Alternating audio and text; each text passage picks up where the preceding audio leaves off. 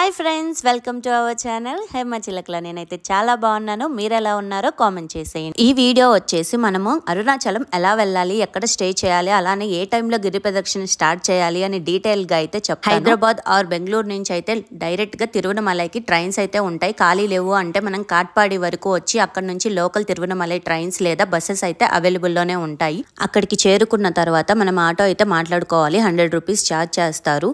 మనము room చూపిమంటే extra 50 rupees అయితే charge చేస్తారు. మాకైతే రూమ్స్ చూపించారు. రాజగోపురానికి 300 మీటర్స్ దూరంలో ఎస్డిడి రెసిడెన్స్. మాకైతే 24 అవర్స్ 2000 అయితే ఛార్జ్ చేశారు. గిరి ప్రదక్షిణ చేయాలి అనుకునే వాళ్ళు అయితే మాత్రం ఈవినింగ్ 4 నుంచి మార్నింగ్ 9 లోపు అయితే అయిపోయేటట్టు చూసుకోండి. ఎందుకంటే 9 తర్వాత అయితే ఎండలు ఎక్కువగా ఉంటాయి కాబట్టి, తార్ రోడ్డు మేము చేయాలి కాబట్టి కాళ్ళు కాలుతాయి. సో మేమైతే 9కి అయితే స్టార్ట్ చేసేసాము. గిరి ప్రదక్షిణ మనం రాజగోపురం నుంచి అయితే స్టార్ట్ చేస్తాము. మనకి గిరి ప్రదక్షిణ వచ్చేసి 14 కిలోమీటర్స్ అయితే ఉంటుంది. మధ్యలో మనం 8 లింగాలని అలానే కొన్ని టెంపుల్స్ని అయితే విజిట్ చేస్తాము. ఫస్ట్ వచ్చి రాజగోపురం దగ్గర మనము దీపం అయితే వెలిగించి టెంకాయ అయితే కొట్టుకోవాలి. అట్లా కొట్టుకున్న తర్వాత మనము రాజగోపురం నుంచి లెఫ్ట్ సైడ్కి అయితే మనము గిరి ప్రదక్షిణ స్టార్ట్ చేయాలి. మనం కాళ్ళకి చెప్పులు అలాంటివి అయితే ఏం వేసుకోకూడదు. మాకైతే నైట్ 9కి స్టార్ట్ చేస్తే మార్నింగ్ 5కి అలా అయిపోయింది. ఎందుకు అంతసేపు పట్టింది అనేది మధ్యలో మీకే అర్థమవుతుంది. మేమైతే స్టార్ట్ చేసేసాము. స్టార్ట్ చేసినాక ఫస్ట్ అయితే అమ్మవారి టెంపుల్ అయితే వస్తుంది. సో ఆ అమ్మవారి టెంపుల్ని విజిట్ చేసుకున్న వెంటనే మనకి ఇంద్రలింగం అయితే వస్తుంది. మనకి 8 లింగాల్లో ఫస్ట్ వచ్చేసి ఇంద్రలింగం అయితే వస్తుంది. తర్వాత మనకి టెంపుల్ వచ్చేసి వినాయక టెంపుల్ అయితే వస్తుంది దారిలో. సో వినాయక టెంపుల్ని విజిట్ చేసుకున్న తర్వాత మనకి ఇలాగ రూట్ మ్యాప్ అయితే ఇస్తారనమాట. ఇంద్రలింగం వచ్చేసి ఫస్ట్, అలానే మనకి ఈశాన్య లింగం వచ్చేసి 8వ లింగం అనమాట. మధ్యలో కొన్ని టెంపుల్స్ అయితే వస్తూ ఉంటాయి. ఆ టెంపుల్స్ని కూడా చూసుకుంటూ వెళ్ళాలి.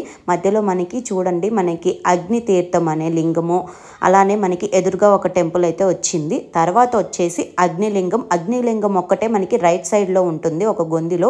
మిగతా లింగాలు అన్నీ మనకి లెఫ్ట్ సైడ్లోనే టెంపుల్స్ వస్తూ ఉంటాయి. మధ్యలో మనకి అమ్మవారి టెంపుల్ అయితే వస్తుంది. అమ్మవారి టెంపుల్ దగ్గర వీళ్ళైతే ఇలా మనకి దిష్టి తీస్తూ ఉంటారు. అలానే కోరిక కోరుకొని అక్కడ త్రిశూలానికి నిమ్మకాయ కుచ్చితే కోరిక నెరవేరుతుందని చెప్పేసి అక్కడ నమ్ముతూ ఉంటారు. నెక్స్ట్ అయితే యమలింగం అయితే వస్తుంది. అక్కడ దర్శించుకుంటాం అనమాట. సో మనకి టెంపుల్స్ అయితే 10కి 11కి అలా క్లోజ్ చేస్తారు. మార్నింగ్ మళ్ళీ 5కి అలాగా తెరుస్తారంట. సో మనకి మధ్యలో దర్శనం చేసుకోవాలి అనుకుంటే మనకి కిటికీలాగా ఉంటాయన్నమాట. సో అందులో నుంచి లింగాలను అయితే మనం దర్శించుకుంటాం. మధ్యలో ఇలా జింకలు ఇలా కనపడుతూ ఉంటాయి. నెక్స్ట్ అయితే మనకి నైరుతి లింగాన్ని అయితే మనము దర్శించుకుంటాము. అలా దారిలో వెళ్తూ ఉండగా మనకి చిన్నపిల్లలు ఇలాగ ఉంటారు కదా. సో వాళ్ళకైతే ఇలా నడవలేనప్పుడు వాళ్ళైతే 300 ఛార్జ్ చేస్తారు పిల్లల కోసము అలాగా. సో మనకి మధ్యలో తినడానికి అలానే స్టాల్స్ అలానే మొత్తం అన్నీ ఉంటాయి అనమాట. మార్నింగ్ నుంచి నైట్ 24 అవర్స్ అయితే ఉంటాయి. అలానే పెద్దవాళ్ళు నడవలేని వాళ్ళ కోసం అయితే ఆటో వాళ్ళు ఛార్జ్ చేస్తారనమాట.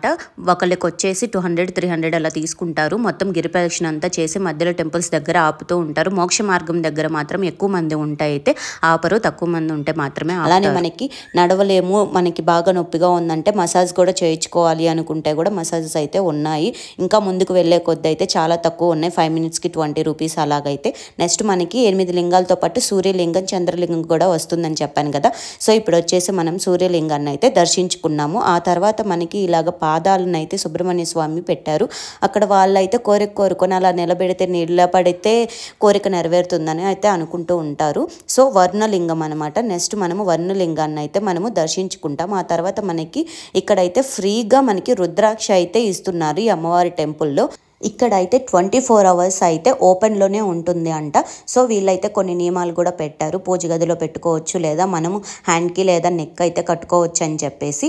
సో ఈ రుద్రాక్ష ఇచ్చే పక్కనే మనకి వారాహి అమ్మవారి టెంపుల్ అయితే ఉంటుంది. సో కంపల్సరీ టెంపుల్లోకి వెళ్ళి అయితే దర్శించు. టెంపుల్ తర్వాత మనకి రైట్ సైడ్న అయితే అర్ధలింగేశ్వరి స్టాచ్యూ అలానే టెంపుల్ అయితే ఉంటుంది.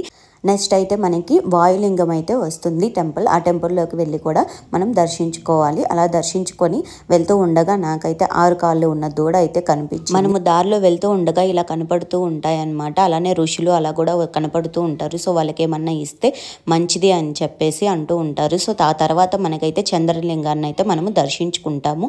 చంద్రలింగాన్ని దర్శించుకొని కొంచెం ముందుకు వెళ్ళిన తర్వాత అయితే మనకి కుబేరలింగం అయితే వస్తుంది. ఇక్కడ దర్శించుకోవడానికి కొంచెం లోపలికి వెళ్ళాలి. బ్యాక్ సైడ్ అయితే మనకి ద్వారం ఉంటుంది లింగాన్ని దర్శించుకోవడానికి. ఏంటి క్యూ అని చూస్తూ ఉన్నారా? నేను చెప్పాను కదా మీకు మధ్యలో తెలుస్తుంది అని చెప్పేసి. మాకు ఎందుకు అంత లేట్ అయిందని మేము మోక్ష మార్గం కోసం లిటరల్లీ 3 hours అయితే వెయిట్ చేసాము. చూడండి ఇంకా వస్తూ ఉన్నారు ఇంత క్యూ ఉన్నా కూడా. ఎందుకంటే ఆ ద్వారం నుంచి వస్తే మనకి మోక్షం వస్తుంది అని చెప్పేసి అయితే అందరూ నమ్ముతూ ఉంటారు. సో అక్కడే మాకు 3 hours అయితే పట్టింది. ఆ తర్వాత అయితే స్టాచ్యూ ఉంటుంది. ఆ స్టాచ్యూ పక్కనే మనకి ఈశాన్య లింగం అయితే వస్తుంది. మనమైతే 14 kilometers దగ్గరలో రీచ్ అయ్యామని అర్థము. ఎందుకంటే ఈశాన్య లింగమే మనకి లాస్ట్ వచ్చేసి. సో అక్కడ దర్శించుకున్న తర్వాత మనకి రాజగోపురానికి వెళ్ళే దారిలో ఇక్కడ టెంపుల్ అయితే వస్తుంది. ఆ టెంపుల్లో ఉన్న స్వామిని మనం దర్శించుకొని రాజగోపురం దగ్గరికి అయితే మనం చేరుకోవాలి అనమాట. సో రాజగోపురం దగ్గరికి అయితే మేము 5కి చేరుకున్నాము. తర్వాత మేమైతే ఫ్రెష్ అయ్యి మార్నింగ్ దర్శనానికి 8 కలా వచ్చేసామన్నమాట.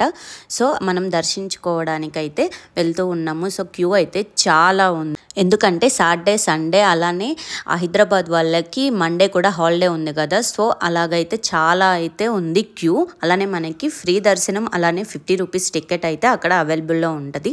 స్టార్టింగ్లో అయితే మనకి బోర్డ్స్ అయితే ఏమీ ఉండవు. ఫ్రీ దర్శనమా 50 రూపీసా అని.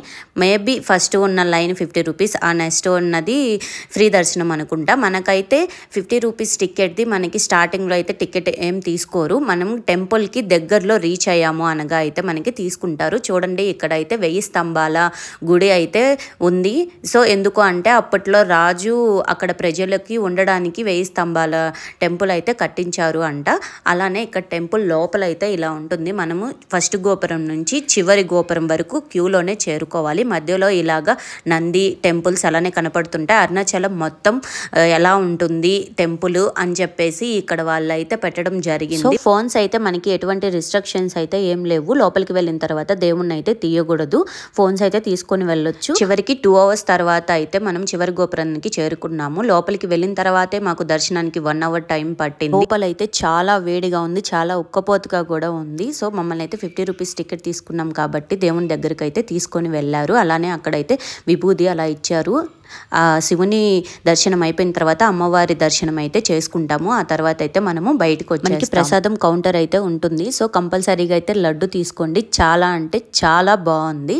సో ఆ తర్వాత ఫ్రెండ్స్ మీరు రూమ్ దగ్గరలో ఉందని చెప్పేసి చెప్పులు అయితే అక్కడ వదిలేసి రాకండి. ఇక్కడికి వచ్చిన తర్వాత అక్కడ పెట్టుకుంటారనమాట. సో అక్కడైతే పెట్టుకోండి. ఎందుకంటే ఆఫ్టర్నూన్ అయింది, మాకు 12 అయింది. ఆ తర్వాత కాళ్ళు అయితే చాలా అంటే చాలా మండిపోయాయి. సో ఆ మిస్టేక్ అయితే ఎవరు చేయకండి ఫ్రెండ్స్. ఇంకా అక్కడ రమణాశ్రమం అని ఉంటుంది. చూడాలనుకుంటే వెళ్ళి చూడండి. మాకైతే మా వల్ల కాలేదు. సో అలానే నెక్స్ట్ ట్రైన్కి అయితే కాట్పాడి వెళ్ళి అక్కడ నుంచి హైదరాబాద్ బెంగళూరు చేరుకొని డీటెయిల్గా చెప్పానే అనుకుంటున్నాను. మీకు అర్థమైంది అనుకుంటున్నాను. అర్థమైతే please like, share, subscribe for more videos. మళ్ళీ కలుద్దాం.